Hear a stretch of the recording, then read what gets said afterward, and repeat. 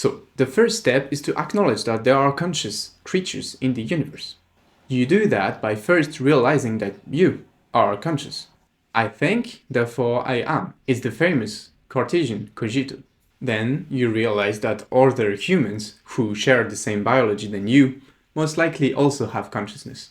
So, the key question is consciousness more likely under God's hypothesis or under a purely materialistic/atheistic universe? So a helpful thought experiment is the one of philosophical zombies. A philosophical zombie is a person just like you and me who acts and behaves the same but actually is deprived of consciousness. Someone who would only answer to stimuli in a mechanical way.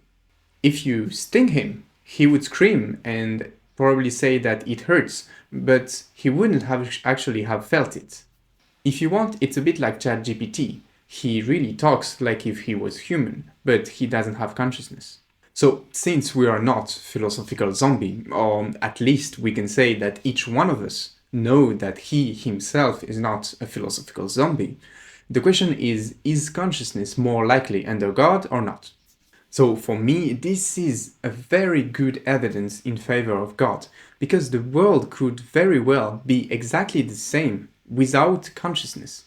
It would be just everybody behaving like they do, but nobody to feel it.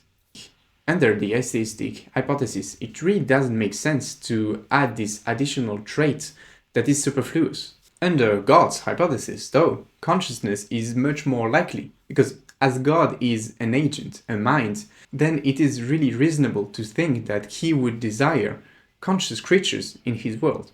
With God, consciousness becomes something valuable.